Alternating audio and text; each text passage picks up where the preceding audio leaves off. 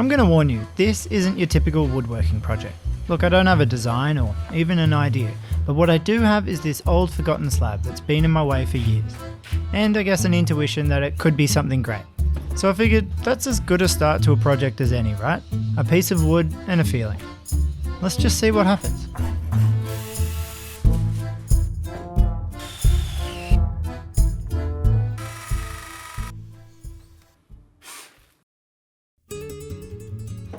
Looking at the slab, the only thing I knew is that it needed to be flat, so I guess I'll just start there. I don't have any big machines, so I'm going to do this with a router, an 80mm flattening bit, some wedges, a glue gun, a straight edge, and a router sled. But that doesn't really fit in the workshop, so I guess I'll just go out the back. Now you're watching me set this up in a few seconds, but really it takes about half an hour.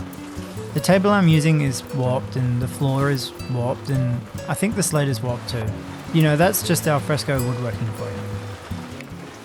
Once it was ready to go, I realised I forgot to pack it up. So I whacked an equally warped piece of ply down just to lift the piece up and we're ready to go again.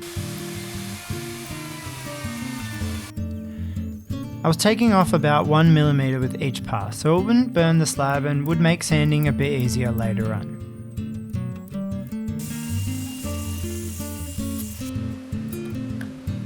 Once one side was done, I flipped it over and repeated the same process, adjusting the packing as I went.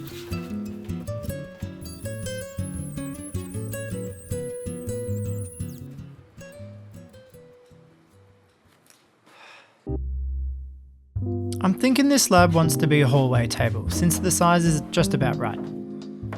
The live edges are really interesting, and I'm going to keep those. But I need to fill in the gap with something to make the table a bit wider. Now I can hear the phones ringing. Hey, just fill it with resin. But I reckon we could do better than that. Here I'm playing around with an idea to contrast that sharp dynamic edge with a kind of patchwork of timber offcuts, which will fill in that space behind.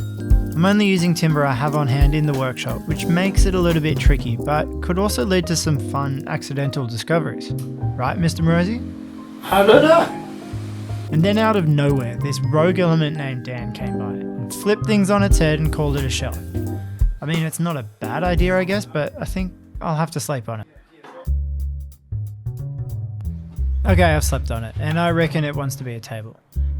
But I'm not ready to figure out the back just yet, so I'll start cleaning up this front edge just to see what it looks like. I'm not procrastinating, it's just, going with the flow. The edge was completely rotten and bored out, which, after a good wire brush, created this awesome looking texture. But there's no room for two textured edges in this town. So I scraped it back, making sure I could keep those natural curves of the log.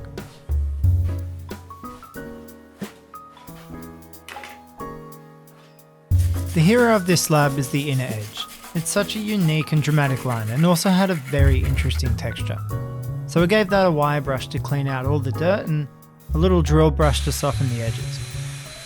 Since I'm making the inner edge the feature, I don't really need to do any more than this other than a quick coat of oil just to protect it.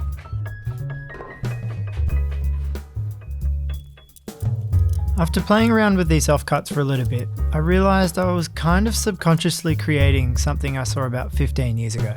These sheets of ice frozen in place at the edge of this small harbour in Norway somewhere. The shapes were so distinct against that curve of the bay and the darker colour gives this weird illusion that they were floating in the cloud. It was super memorable. Well, at least it was for this ice virgin.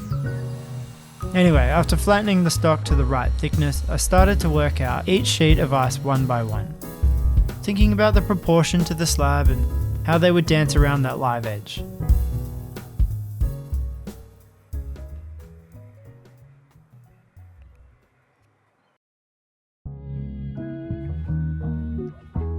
To make it appear like it's floating, I'll connect everything together using brass pins, which should blend into the background as it ages. The connection needs to be strong as everything's going to be cantilevered off the slab, so it made sense to go with metal.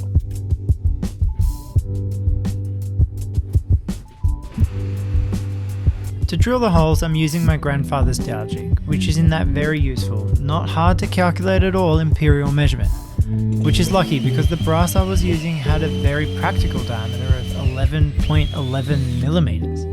I mean, it took me half a day driving around Sydney to even find a drill bit that would do this on such short notice. Although in theory I had surfaced everything to the same thickness, in reality I hadn't. So it was important to reference the top side of each block so that when they came together, everything would be flat.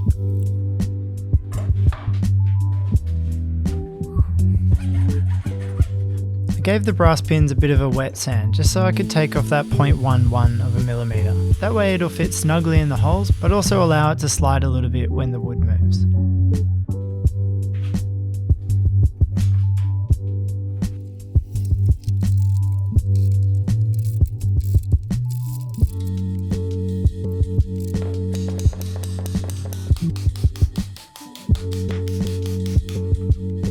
After a dry fit, I could now mark the rod locations into the slab. If you hadn't noticed, I've positioned the layout at right angles to the workbench, and this made it much easier to set out straight lines against all the curves on the slab. Now it's really important the dowels that go into the slab are exactly 90 degrees, otherwise this thing just isn't coming together. So to make sure that happens, I'm gluing this sheet of plywood down. It'll act as a reference edge and be perfectly parallel with the other piece, and then that way the jig can attach to that and everything should be square, hopefully. Now that I was confident everything was square and lined up, I drilled the easy holes first and saved the slab for another day.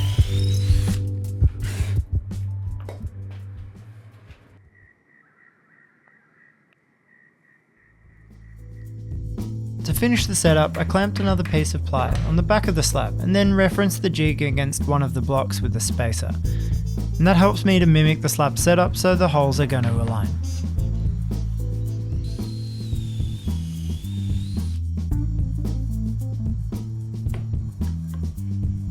I drilled the first couple of holes and they appeared to be straight. But since the slab has that big curve in it, I now had this issue with length, and I can't really get a longer drill bit without waiting a few days. So I decided to quickly cut the edge instead.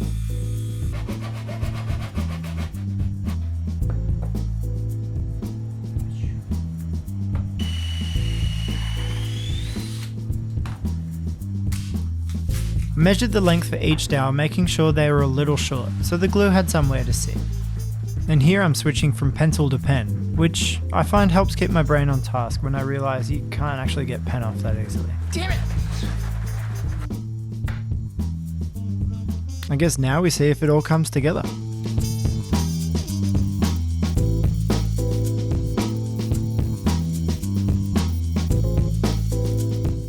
Well, it turns out, despite my best efforts, there were a couple of rods that weren't quite 90 degrees, which made it a lot harder to bash the two pieces together. But in the end, we got there. It's self-supporting without glue, and more importantly, it's dead flat, so that's a win. Let's talk about the base. What you're seeing here is me testing a bunch of quick mock-ups and looking at them from the eyes of a 6-year-old, because you know that makes sense. And 6-year-old me hates all of them. So I did some sketching, and spoke to a friend, which didn't help. I needed more time to think, to make sure this base is right. What better time to think than a few quiet hours of sanding?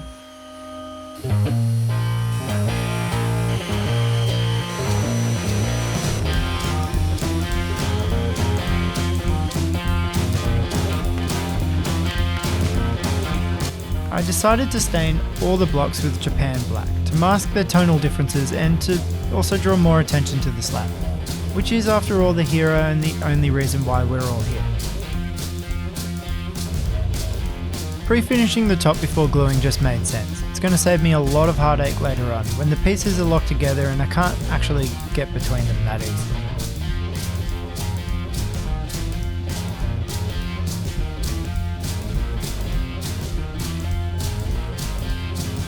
Alright, I've thought about it. I'm only using wood I have in stock and I recently got all of these recycled planks dressed, so it made sense to use them. The leg design will be 4 of these planks doweled together with one mid-rail. The rail's going to sit lower so the legs won't cantilever too much, but more importantly, it's so you won't see through the gaps in the top, which should enforce that feeling that they're all floating. After cutting the legs, I realised there were a couple of flat sawn boards which probably could cup over time, so I had to replace those.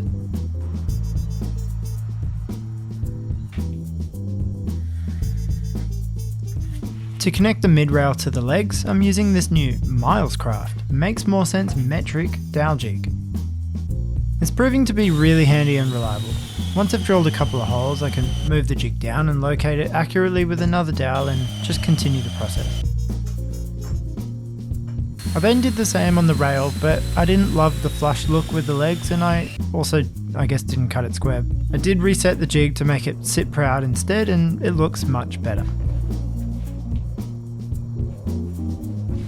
I did think for a moment the red rail would look cool matching the slab, but that was just a moment. So I swapped it out for the best plank I had left, which unfortunately had a few knots, but what are you going to do? Every Batman needs a Robin. I tell you what, there's nothing like a glue up to get yourself in a bit of a fluster. But just take my advice. Stop for a second, spin around, scratch your head, have a good think. And get on with it. Okay now, yeah, cool.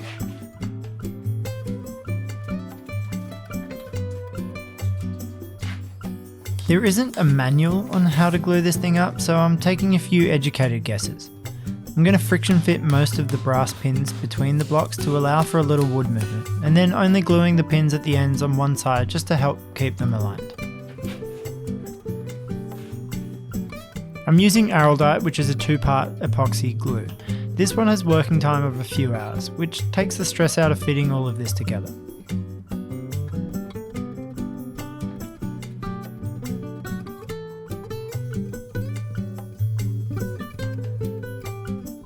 Here's a good example of one hole which wasn't quite straight.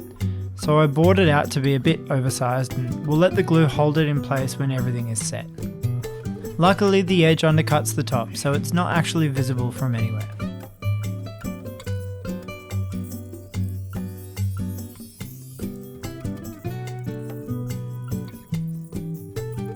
Remember when I said not all blocks are created equal? Well, my solution to that is to clamp everything top side down to the table, since the top was the reference face for the dowel jig. And in that way, when the glue cures, everything will be stuck, rigid and flat.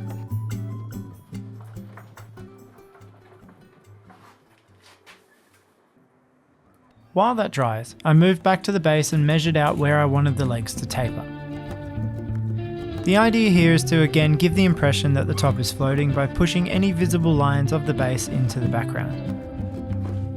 To cut this taper, I made a quick jig out of this sled and a few stop blocks, which will rotate the leg to the right angle and only cuts what I need. It's a super quick way to do it, and it meant I only had to measure one of the legs and I could just rip the rest without thinking. Although looking at it upside down, I wasn't sure if that was the right move. But the next day, once I put it all together, I was pretty stoked with the outcome.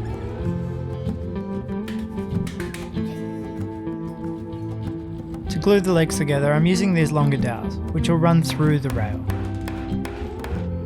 I then clamped it together with this little bracing jig, which will keep everything nice and square. In this shot, I guess you're going to learn two things about me.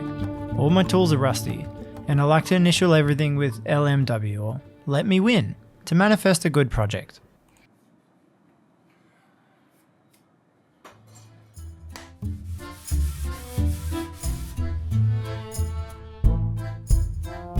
The end was in sight, but there was just one thing that kept bothering me.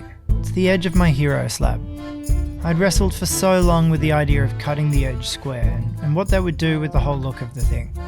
Leaving it raw had a kind of quality, but it wasn't the quality I was after. So I ended up trimming it short and then finished it off with the router. But I ended up rushing and I tore out this huge chunk, which felt like this.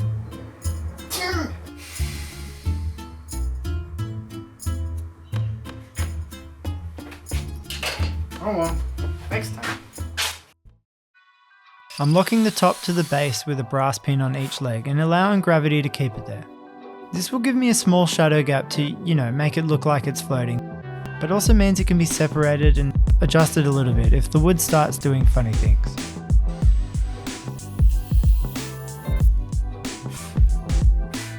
At this point I was happy with how it was all looking, so I locked in and gave everything a final coat of hard wax oil and a good clean.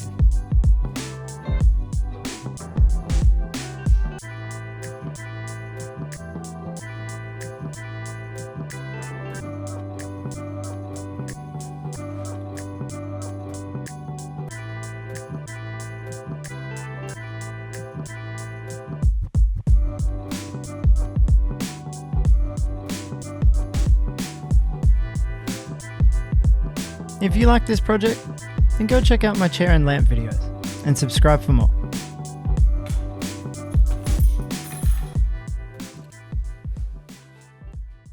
Thanks for watching.